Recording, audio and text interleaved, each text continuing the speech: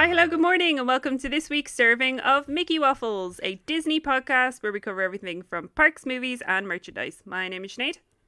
My name's Kate. Hi guys, how's it going? I'm good, KP. How are you? I'm good. We've no guests this week. No, and it's a Sunday. We never record the weekends. Not even a Tuesday. I can't remember the last time I had a Saturday and Sunday off together, just with no reasoning for it. It's truly wild. I have no idea. Like, we woke up and we're like, what day is it? I know. I feel like a lot of people are going to be feeling like that for the next little while. Yeah, but it's nice. I mean, it's nice. Like, it's nice as in you got to take the positives out of it, don't you? Like, it's exactly. The dogs are getting walked aplenty. Is Ari still super fluffy? And she's Just not to carry as on from fluffy. last week. She's not as fluffy, but she's doing good. But we got her like this like scrapey scrape brush, and I scraped her the other day. And to be fair, it worked really well because after I scraped her, you could pet her and there was no fluff coming off her. Now Molly is the biggest problem because obviously the hair that comes off Ari is very white, but the hair that comes off Molly is like jet black. Yes. So before the problem was just like little white dust bunnies. But now, everywhere, it's just little black dust bunnies. So we know Molly's the problem now. Yeah. I keep getting tagged in these like memes online, and it's like, why do witches only ever have black cats? And then it's like a picture of a witch covered in like white fluff, and I'm like, and this is why I have binks, because I wear nothing but black clothes. Am I constantly covered in cat hair? Yes. Can you see it? No. Yeah, the problem is because we've no carpets, the hair just sort of like rolls into itself, which is fine. It makes it really easy to hoover up. But yeah, they just kind of like mingle in the corners, and you're like, oh, let's get the hoover out. But yeah, no, they're both doing great. Ari is definitely not as fluffy. But what I was gonna say, and I forgot, was we met a girl in the park today, and she was like, oh, "Can I rub your dog?" And we were like, "Yeah, of course you can." She was like, she literally, have you ever, I don't know if you've ever seen Despicable Me, because I know you hate the Minions so much. Have you ever seen Despicable Me? I have, yeah. Okay, Grant. So you know the little girl, and she wins the unicorn, and she's like, "It's so fluffy!" Like that. This girl was like word for word. Oh my god, brilliant. She was like, "He's so fluffy!" And then Ed was like, "Yeah, she is." She went, "She's a girl!" Oh my god, brilliant. How old was this girl? I don't know, like 6. Oh, okay, fair. Oh no, yeah, no, That's I'm adorable. talking like young child. Okay, that's fair. That's so cute. Oh, she was so cute, and they had this like teeny tiny little chihuahua thing, and I was like, Ari will eat her. Let's just keep a step away. Like Ari will just go for it. And we had we take Molly off the leash in the park because like she's literally just like a ball of it. She's like a wound up toy that you just spring open and she just goes. And she was like, "Oh, what's her name?" And we're like, "This is Ari." And then like Molly would come back and we were like, "And this is Molly." And she was like, "Oh, can I pet Molly too?" And we're like, "If you can catch her." Will she chill long enough to allow you? That is the question. Yeah, that's the problem there. But yeah, no. Yeah, they're definitely getting loads of walks. We also need to get some form of light up collar for Molly for when we bring her for walks after like 5 o'clock because it gets quite dark. Yeah. So the park now will close at 6:30, but it gets dark around like 4:30, 5ish now. So even if we bring her in the evening, like we can't see her. She's gone. She's a dog to the night. She's off. So we need to get her some kind of like light up collar or like little sticky things for her like harness. Like she'll always come back, but it's just nice to know where she is. Yeah. Also, it's just like a truly joyous sight for anybody else around because there's a family that have like 5 dogs in varying different shapes and sizes. Like some of them are big massive doggos. Weird? They have teeny tiny, like the full spectrum of sizes of dogs you can have, these people have, but each one has a light up collar, and especially when it's like really really dark and you're driving past them, you can just see this like scale of dogs with just like lights. It brings me such untold joy every time I see it. I absolutely love it. Yeah, I have to say, like, due to lockdown in the park, we've definitely seen more people with dogs because obviously people who would normally have to go to work can't go to work, and so they're bringing their dogs out for walks at different times. Yeah. And sometimes I, honest to God, feel like I'm in Lady and the Tramp with just all those other dogs. And you know the way they're all like different sizes and different shapes and different colours, and I'm like, oh, we passed this one family and they had like 2 tiny dogs, one dog the size of Ari, one dog the size of Molly, and I was like, how do you end up having like 6 or 7 dogs that are all completely different sizes and breeds? It's just mad. And they all get along so well. Variety is the spice of life, KP. I mean, you're not wrong. I mean, and there's the cringy saying for the episode, but here we are. Here we are. So, a bit of context, guys. We are recording on a Sunday because we've decided that we're going to take this week mostly off. Yes. So, this will be coming out early. There will be no episode on Friday. Soz, we just both needed a break, and it's Halloween week, and I don't work Halloween week, so I'm also not doing podcasting Halloween week. Sure, Friday's Halloween Eve anyway, so what are you going to be doing? Listen to a podcast. You should be doing Halloween-y things. Exactly. Carve pumpkins. Go, I don't know, play with sparklers. Safely. And not around any other people. Or animals. Yeah, very true. So what we figured we would do would be we'd each pick 5 things that we suggest that you watch on Disney Plus. I know a lot of people are off this week, or a lot of people are now at home due to lockdown, or have kids at home now because it's midterm and whatnot. So we kind of figured, what better time to binge Disney Plus? Exactly, and unpredictably, we've split it up to spooky and not spooky. And guess who's doing which? Surprise! Are we shocked? No, we kind of figured, I mean, there's only so much spooky content on Disney Plus and there would have been quite a lot of overlap, so we kind of figured split it up. So what's your first pick, KP? So my first pick, so to be honest, a couple of things on here aren't big surprises, or they've stuff we have talked about previously, but I would like to reiterate that if you're looking to watch stuff, you should just go watch these now. Okay.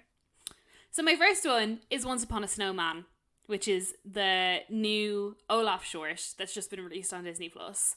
Okay. If you listen to our most recent episode, we had Ben on who had already seen it before it was released, and Ben, who hates Olaf, was like, it was really sweet. And I have to say, I highly agree. Okay. It is very clever how they do the whole, but we already know Olaf's origin story. Like, it is really good. As a short, it's very redundant. Like, it's not needed. It's not needed in the slightest. Okay. Because it's just like it's fun and it's interesting how they've done it, but it's completely unnecessary. But I think everyone should go watch it. It's only 12 minutes long, which I think is actually only like 9.5 minutes after introduction and ending. So yeah, if you haven't spent the 9 minutes to go watch it, I think you should. And it does have, I know that a lot of people more preferred Olaf in Frozen 2 than in the first Frozen, because he's sort of like grown up as a character a bit. Yeah. It's interesting because even though this Olaf in this short is set in Frozen 1, he has the dialogue of Olaf from Frozen 2, if that makes sense. Okay, that makes sense. So the jokes and stuff are more like Frozen 2. So I thought it was good.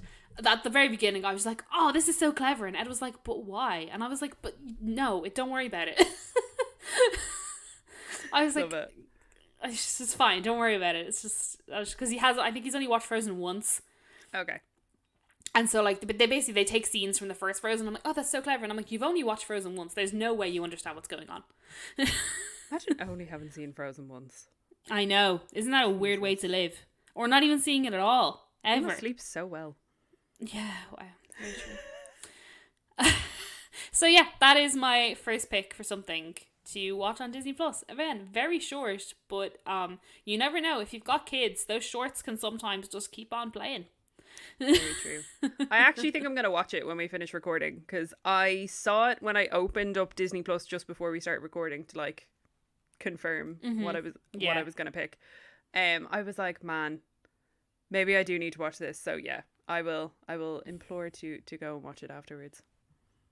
Because I mean, if Ben liked it and he hates Olaf, then I'm like, okay, I'll yeah. Exactly, right?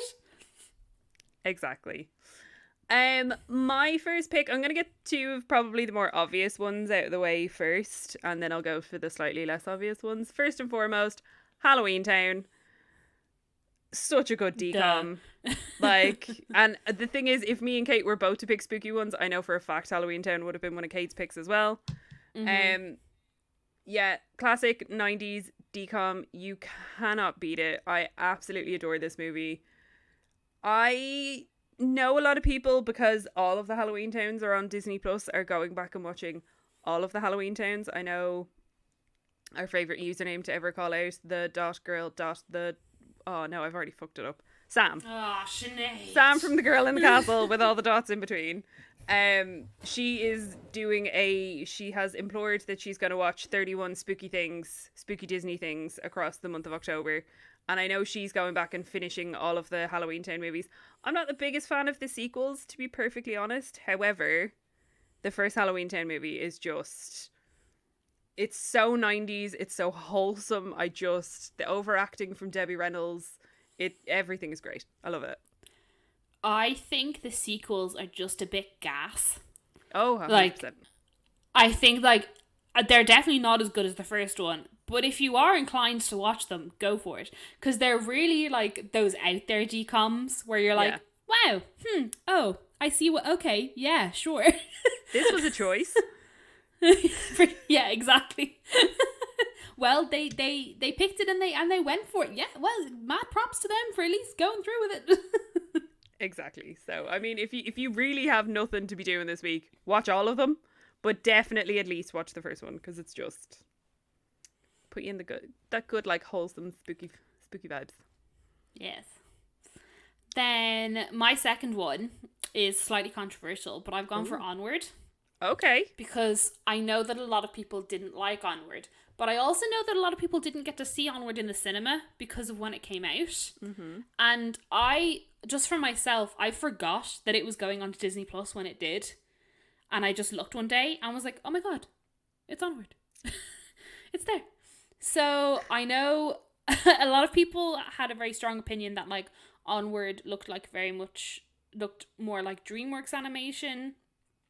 Yeah. And that kind of stuff. But I personally feel like once you start watching it, that sort of just goes out of your head. You don't really think about it anymore. I know that Chris Pratt and Tom Holland can be quite annoying for a lot of people. Mm-hmm. And I do have to say, I found it very difficult to disassociate Chris Pratt from his character. Yeah. But again, I feel like you just sort of like, you lose that when you're watching it. And I actually think it's quite a good movie. I like the storyline. I like the characters. I like how it's quite clever with some aspects. I do think the ending's a bit stupid. But like overall, I do quite enjoy it. And I more so, it's if you didn't get to see it in the cinema because of COVID and you have Disney Plus, but like me just completely forgot that it got uploaded. Yeah. I think you should go watch Onward. And since like we're not getting another original Disney movie until Soul in December, so you've got a bit of time to kill. So I suggest you just go watch Onward and see what you think. Yeah, I liked Onward. Onward is the last movie I saw in the cinema. I'd say in the full like spectrum of Pixar movies, I think when I did out my like big list months ago, I think it was kind of I'd say it was kind of like lower mid in the grand spectrum of things. I do find Chris Pratt really irritating. Yeah. And it's very hard to disassociate his voice from that one character that he plays. Yeah. But I did enjoy the movie overall. I still fully maintain that the ma'am from Onward will forever just remind me of your ma'am, like to a T. And it just makes me laugh every time. But yeah, do you know what? I haven't seen it since that time I saw it in the cinema, so maybe I need to give it a rewatch. Maybe I'll enjoy it a bit more. Yeah, see, that's the thing as well. Even if because then the thing for me was the only time I'd seen it was in the cinema that one time. Yeah. Because normally with like those kind of movies, I probably go see them twice in the cinema just because of me, but I never got to. Yeah. So getting to sit down and watch it again, it was one of those things where you're like, oh yeah, this is quite a nice movie. Again, not anywhere near top tier Pixar because it's just not. But Yeah. If you haven't seen Onward and you're looking for something to watch, I highly suggest it. Yeah, and it's got loads of mythical creatures, so it kind of fits in with the time of year. There you go. Look at me go. Look at Spoopy. you. Right, for my second one, I'll go with my second, like, obvious pick, and then they're probably slightly more obscure picks, kind of. Hocus Pocus. I live, I die for Hocus Pocus. It is my all-time favourite movie. I have a cat called Thackeray Binks that we then found out was a female cat, so there's that. Binks is a multi-gender name. Oh, 100%. It's the Thackeray, so we've lost the Thackeray. Yeah, no, she's just Binks now. She's just Binks now.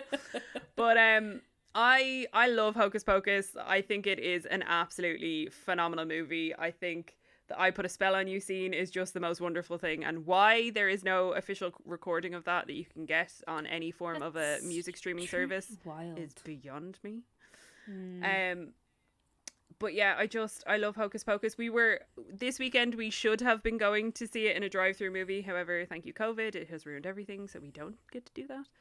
But either way, it's on Disney Plus. It's an absolute classic. And if you're like a massive Hocus Pocus fan like myself, so Bette Midler has, what's it called? I think it's the New York Restoration Project, is like a charity that she runs. And she herself and Sarah Jessica Parker and the woman that plays Mary, that I can never for the life of me remember her name, but the three original Sandy sisters are coming together and they're doing a live event via, I assume, Zoom or Skype or something like that. Tickets are $10. They all go towards her charity. I have tickets for it. I know a bunch of other people have tickets for it as well. I think it's technically like 1 a.m. here, so it's technically Halloween because it takes place on the 30th. Right. So it's technically Halloween, but I'm bloody buzzing to just like sit up in my Hocus Pocus spirit jersey and just like sit on a Zoom with Bette Midler. Like, is that not the weirdest thing? Like, it's the strangest thing that 2020 has brought us. But I'm very excited about it, and I'll leave a link to. I think there's still. I think there's unlimited tickets. I don't know, but yeah. I'll leave a link in the show notes to it below. But I'm bloody buzzing for it. I think it's gonna be great crack. Yeah, it sounds very exciting. I don't know what it is. I think it's like an hour long. So obviously it's not like just sitting and watching the movie with Bette Midler. But she's also been posting things where I think the three sisters have like recorded themselves doing I Put a Spell on You. I don't know. Oh, interesting. Yeah. Well, I'm really intrigued. I think it'll be... I'll do a review. It'll be a good time anyway. Yeah. I'll do a review. I'll let you know next week what I thought. And you never know, they might put the recording up for like another $10 if you want to like watch it at some other stage. Like, that's easily something they could do also. Oh, 100%. So my third pick is a sort of dip into spooky, and if it is also on your list, that's fine because I have extras at the bottom. But I highly doubt it's on your list. But I've chosen all three Descendants movies. Oh no, I haven't picked those. That's fine. You even picked 3? All what do you mean, all 3 of them? Yeah. Was 3 not the one that we watched in DLP? Yeah, but I told you this, right? So the first time we watched Descendants 3, we watched it in DLP on like the Disney Channel that's on in the room that has all those stupid advertisements. We were tired. I wasn't in the mood. I was like, this is stupid, and then we finished and I switched off before it ended. Then Descendants 3 came onto Disney Plus and I could watch it in my own time at my leisure. Okay. Better. Okay. Not great, but better. Okay. All right.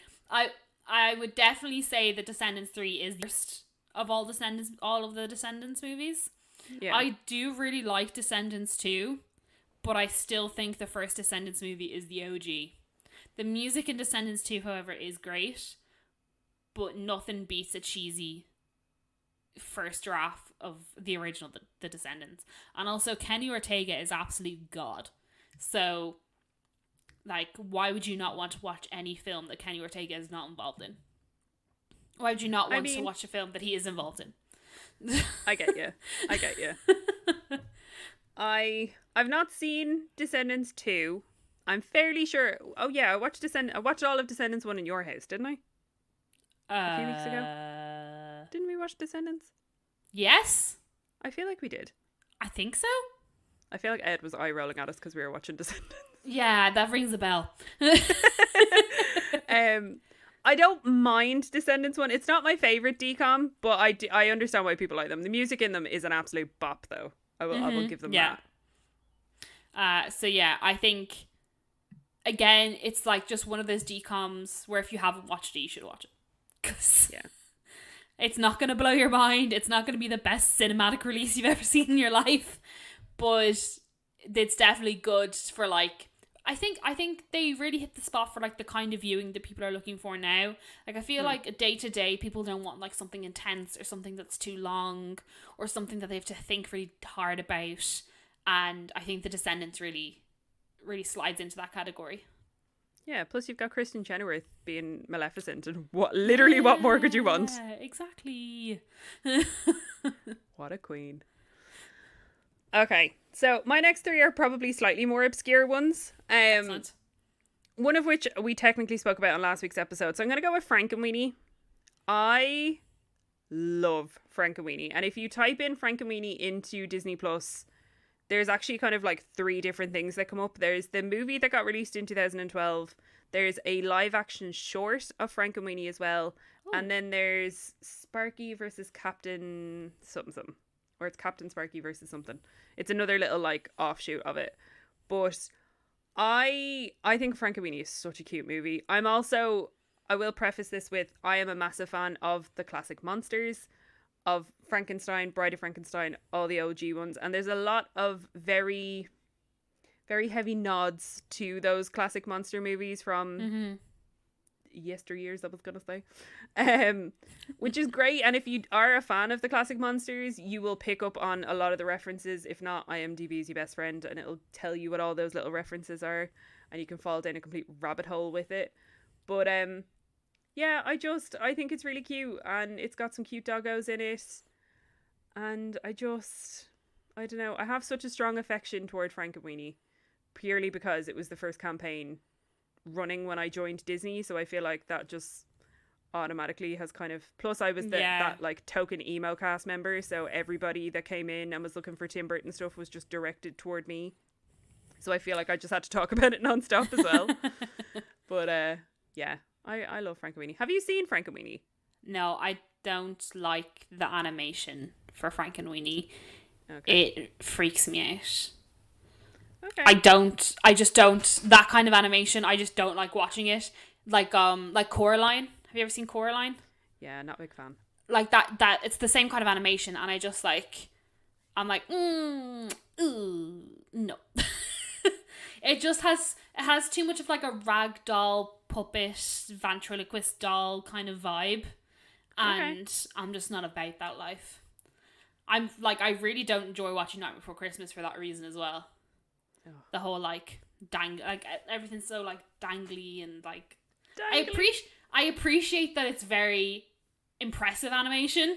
Yeah. I appreciate like the work that goes behind it, but as watching it, it just makes me feel uncomfortable. I don't know why. I mean that's fair. And again, I mean, I haven't included The Nightmare Before Christmas in this because I figured I would leave that. I feel like that's a good like November 1st movie.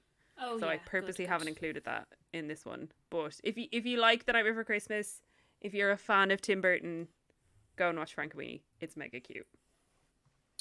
And speaking of animals, my next pick is something again that we've talked about before, but we haven't given it like spotlight time, and I feel like now is a good time to give it spotlight time, and that's Magic of Disney's Animal Kingdom, which I know we've both been so into, and we've only really like sprinkled bits on the podcast previously, but now I think it's time to really discuss how amazing this show is, and how if you have not watched it, you should stop what you're doing and go watch it right now from the beginning.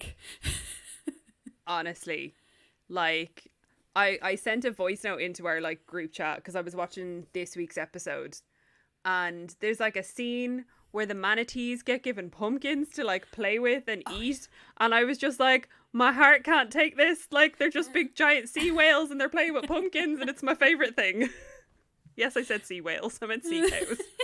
Oh, I was like, a whale does live in the sea. This is how overexcited I got.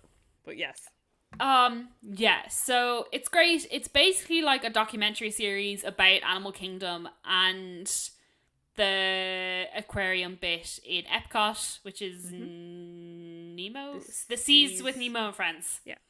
I was like, Nemo, Friends, see what? And so yeah, it basically it's focused on all of that. It shows you like the keeper stories, the animal stories. It really is like, so the show is basically about um animals who get sick and keeping animals breeding. That's basically the two main topics of the entire show.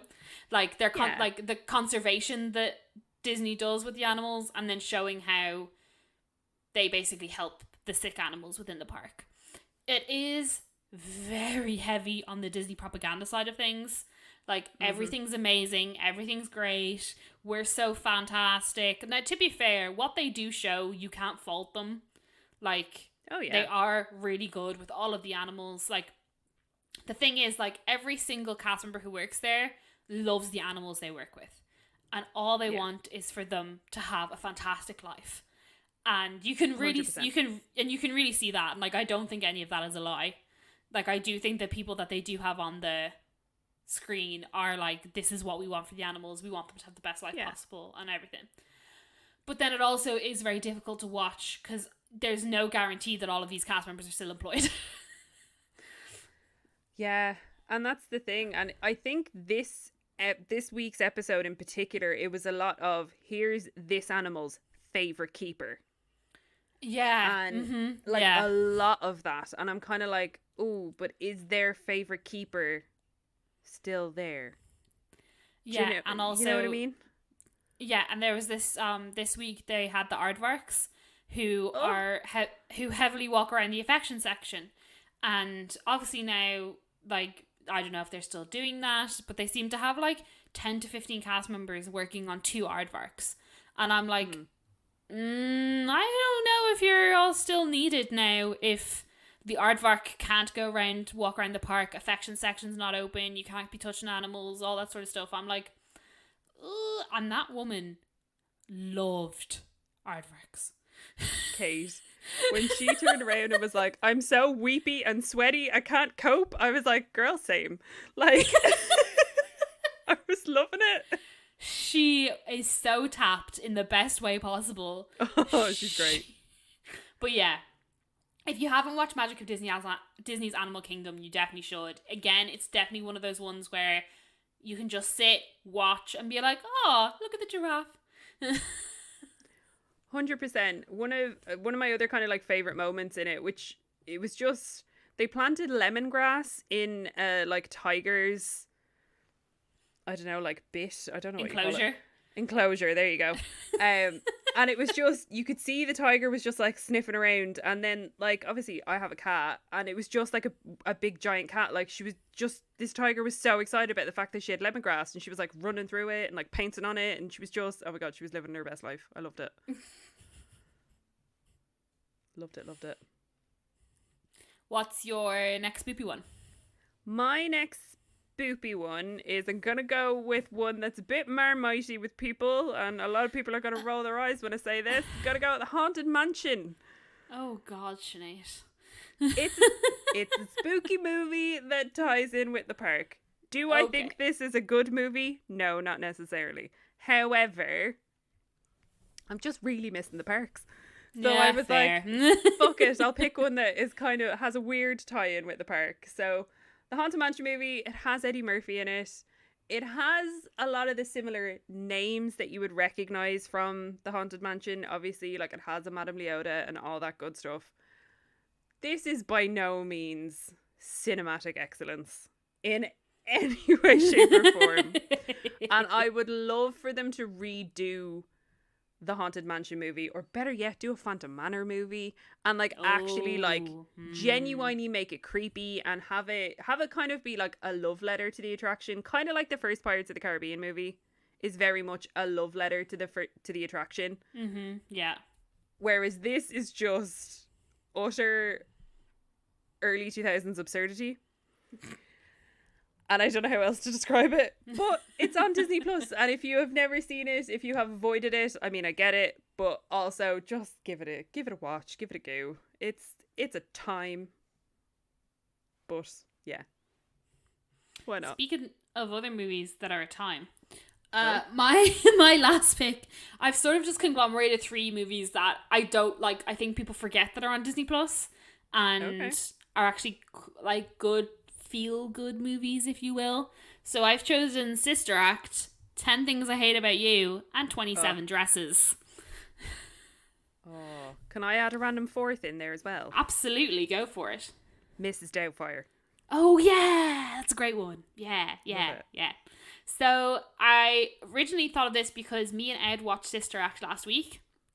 Excellent. Because we were looking for something to watch, and I was like, oh, I don't want anything heavy. I don't want to think. I just want to sit and watch something. Because we were like, oh, we watch a Marvel movie, and I was like, ugh, no. So I was just scrolling through this. I was like, Sister Act?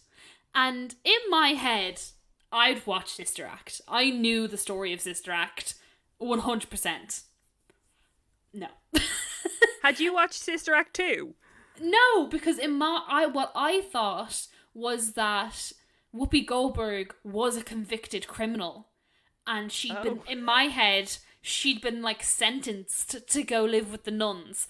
I don't know why in my head that's how this movie was supposed to go. But as I was watching it, I was like, she works in a casino? I was like, what the fuck's going on? I don't think I've ever seen this movie in my life. I love that in your mind, the ultimate punishment for being a convicted criminal is to have to become a nun. Absolutely. Join the church. That's enough punishment. So we watched Sister Act, and I was like, this is a great movie.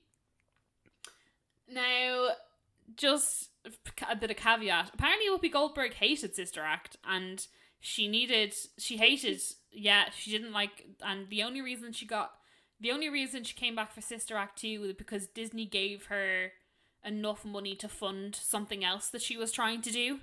Okay. Ed told me, I can't quite remember, but she was like, I'll come back for Sister Act 2 if you fund this project that I'm trying to get funding for. And they were like, sure. So, we haven't watched Sister Act 2 yet, but it's probably on the list. Oh, I love Sister Act 2. The second one I have is 10 Things I Hate About You, which is such a classic. Such a classic. What a fantastic movie. And then I also have 27 Dresses, which is much more like 10 Things I Hate About You, I think is like chick flick-esque. 27 Dresses, 100% chick flick. Nothing else to be said about it. But again, if you're looking for like that kind of like feel good, sappy chick flick vibe, like that kind of thing, 27 Dresses I think is one of those movies that you completely forget is on Disney Plus. And I don't think I've ever seen it. Have you not? I don't. It's about this woman who's always the bridesmaid but never the bride. Yeah, no, I've definitely never seen that. Oh, you should. It's a good sappy watch. Like, I've definitely like 10 Things. I know I think your generation is very much like the Mean Girls generation. Okay.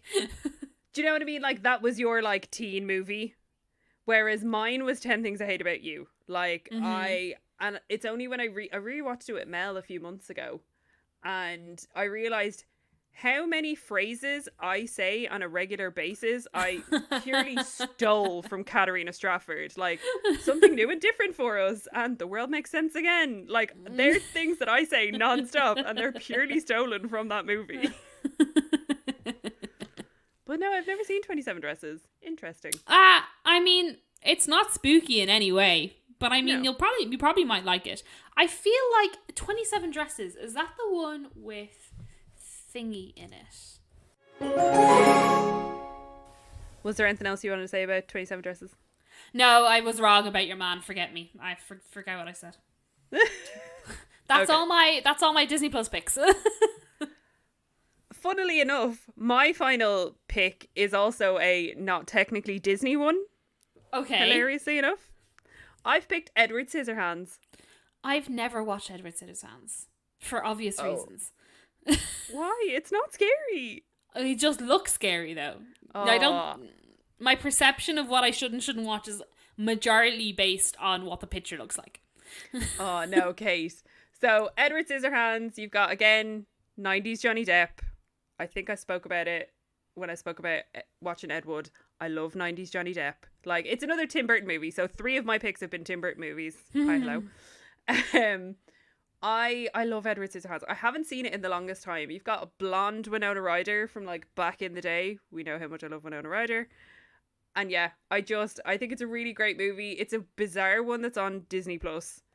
But if it's something that you've never seen before, which I feel like a lot of people haven't seen before, it's definitely worth a watch. It's in a similar-ish vein to Beetlejuice, but it's definitely not like Beetlejuice. I can understand how some people could be scared by it, but I like Edward Scissorhands is not scary in the slightest. He trims people's hair.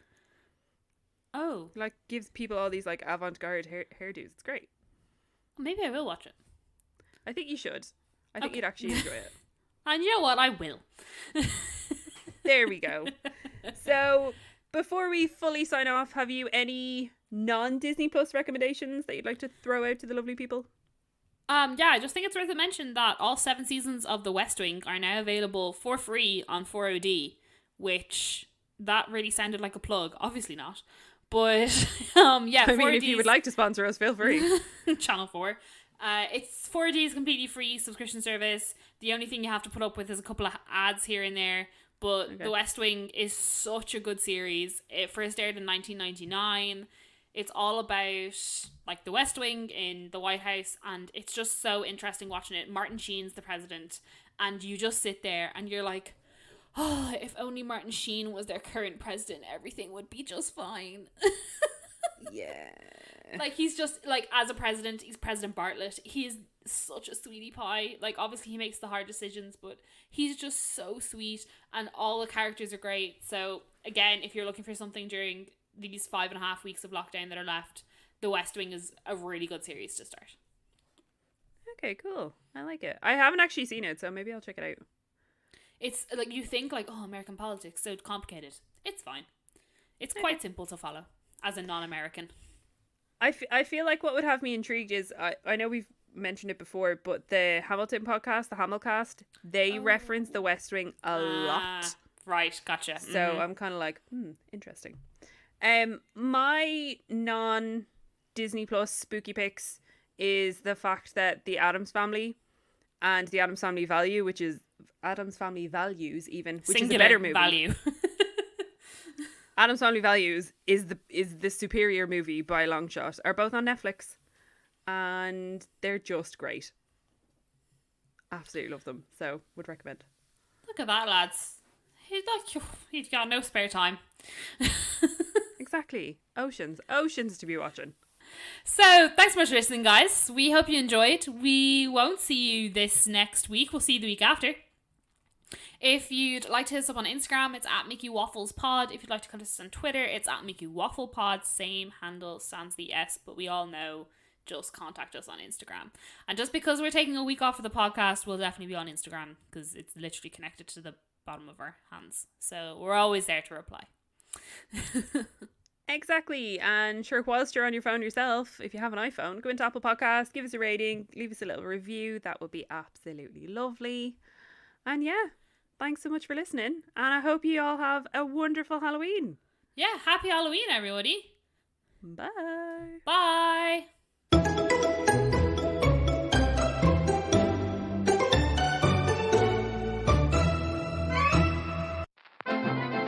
This podcast is part of the After Dark Podcast Network.